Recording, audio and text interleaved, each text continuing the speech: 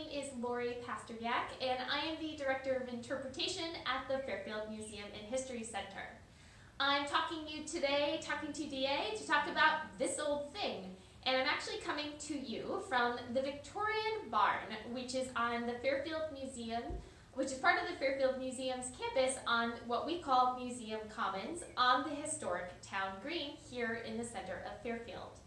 So today, unfortunately, the museum is closed to the public, but we have been, with other staff members, bringing you all sorts of virtual events like this one, and also posting lots of really fun content on our social media pages on Facebook and Twitter and Instagram. You can see all of the information and upcoming events on our website, which is www.fairfieldhistory.org. And so today, I'm here to talk to you, of course, from the Victorian Barn, which was built in the 1880s, used, of course, for storage like agricultural items. So following in with the theme of this week, we're talking about farms and farming and all of the wonderful things and natural resources that we have that come from this earth that help support us as humans, that we've learned to use and manipulate and to help our happiness and our survival.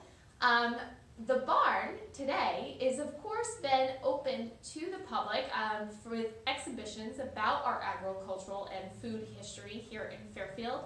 It was opened in 2017 with the opening of the rest of Museum Commons, and if we were open to the public, it would be open on limited hours and seasonally, mostly during the summer. But unfortunately, right now we're closed. And so today I decided to, number one, shoot from here and film from here so you could see the really fun things around me, but also because one of the items that I wanted to talk about for this old thing is actually on display here in the Victorian Barn. So that item is what's known as a mud shoe. I'll give you a little look and see here so you can see it from all different angles. Now this mud shoe kind of acts as a platform shoe, maybe a moon shoe, for a horse, for a draft horse or an ox. So Fairfielders in the past and today, of course, work hard on farms. And farming is one of those things that over time, inventions and entrepreneurs have taken it upon themselves to create ingenious ideas to make their work easier and more productive, and to continue to recreate and reinvent those things up to the point where now we, of course, have mechanized plows. We work with engines and combustion engines and steam engines and solar engines and batteries and all sorts of things that help us get the work done that we need to continue to provide resources to market and to the public and for our greater survival.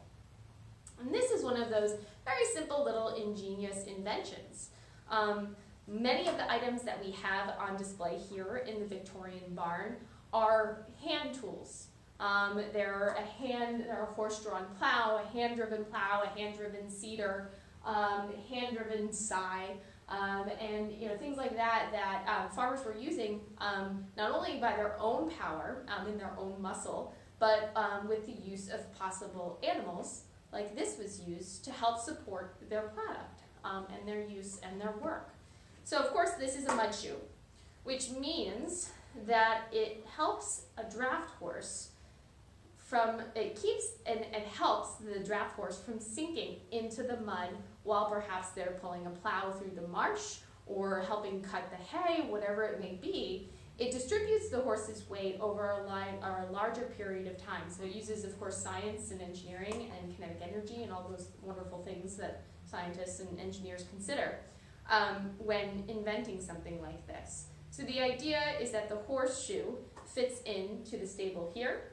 The horse's hand or horse's hoof fits right here. And then, of course, it goes over the hoof.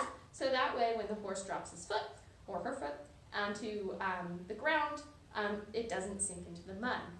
What happens if a horse or an ox or whatever maybe the animal is that it's using to help plow sinks into the mud, gets stuck, and it actually, of course, then decreases the product and the work that the farmer can achieve in that period of time. It also could injure the animal. and of course injured animals, or let's say even a broken plow or a broken whatever it may be, is expensive to fix and or replace. And so items like this, an artifact in our museum's collection, helped farmers continue to be productive and help support what they needed. And so this little mud shoe, of course, is on display here in the Victorian barn at the Fairfield Museum. And it is one of my favorite little items, only because it's simple, it's very cool, it exists. But I always wonder, and Walt Mattis, one of my fellow staff members here, said, where are the other 3? Because horses, of course, have 4 feet, and we only have 1, which is always interesting. But it's also one of my favorite items because I worked as an archaeologist for a long time, and as a field tech, a field archaeologist. And in the field, we often find bits and pieces of artifacts and objects that remain. And of course, we don't often find organic materials, so the wood we don't often find. But we do find, of course, bits of rust, iron, and metal that have been left behind. And of course, one of these items, I always often wonder what little pieces may have been left behind from, let's say, the mud shoe. So we would have had this circular part, we would have had the bolts that go through and give the height to the double layer of wood that is existing here. We would have maybe, of course, had a bit of other nails in here that actually attach the rest.